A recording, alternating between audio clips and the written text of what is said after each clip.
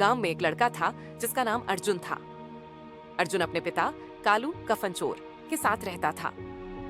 कालू कफन चोर का काम था कब्रिस्तान से लाशों के कफन चुराना। गांव में हर कोई कालू को बुरा आदमी मानता था।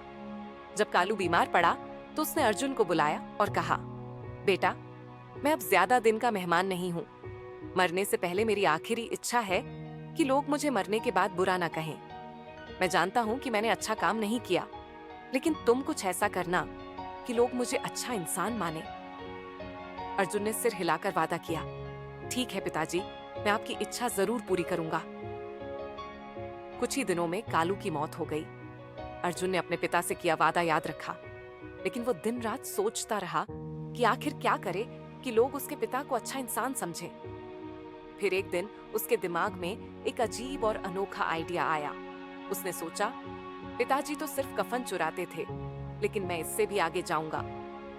अर्जुन ने कब्रिस्तान से लाशें उठाना शुरू कर दिया, पर वह सिर्फ लाश नहीं उठाता था। वह उन लाशों के कफन और कपड़े चुराकर फिर उन्हीं लाशों को उनके घर वालों के दरवाजे पर खड़ा कर देता था। एक दिन गांव के किसी घर में सुबह दरवाजा खुला तो सामने लाश खड़ी थी, बिना कफन और कपड़ों के। घर वाले घबरा गए। अरे, हमारी लाश कब्रिस्तान से वापस कैसे आ गई? वो लोग भागते हुए लाश को फिर से कब्रिस्तान ले गए और उसे कपड़े और कफन पहनाकर दफना दिया। लेकिन अर्जुन का खेल अभी खत्म नहीं हुआ था। जैसे ही लोग लाश को दफनाकर लौटते, अर्जुन वापस कब्रिस्तान पहुंचता और उसी लाश को फिर से चुरा लाता। अगले दिन वो लाश फिर उसी घर के दरवाजे पर खड़ी होती, फिर बिना कफन और कपड़ों के। गांव वाले पूरी तरह से परेशान हो गए थे। लाश को बार बार दफनाते और हर बार सुबह दरवाजे पर बिना कपड़े और कफन के मिलती। गांव के लोगों ने सोचा कि अब ये कोई भूत प्रेत की बात हो गई है।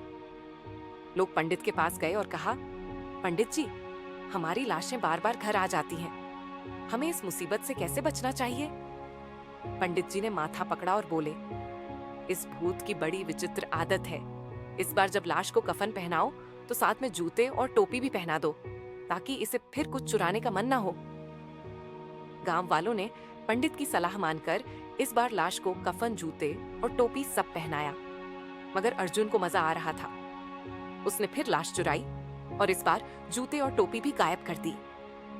सुबह जब लोग उठे तो फिर वही लाश दरवाजे पर खड़ी मिली, बिना कपड़ों के और अब बिना जूतों और टोपी के भी। गांव में अब अर्जुन के कारनामे के चर्चे होने लगे।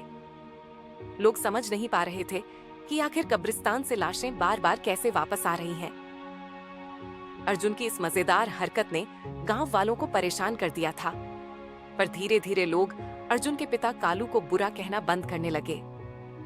वो कहने लगे, देखो, कालू कफन चोर था, लेकिन कम से कम उसने कभी इतनी बड़ी गड़बड़ी नहीं की। अर्जुन ने तो इस काम को एक नई ऊंचाई पर पहुंचा दिया। और इस तरह अर्जुन ने अपने पिता की आखिरी इच्छा पूरी कर दी।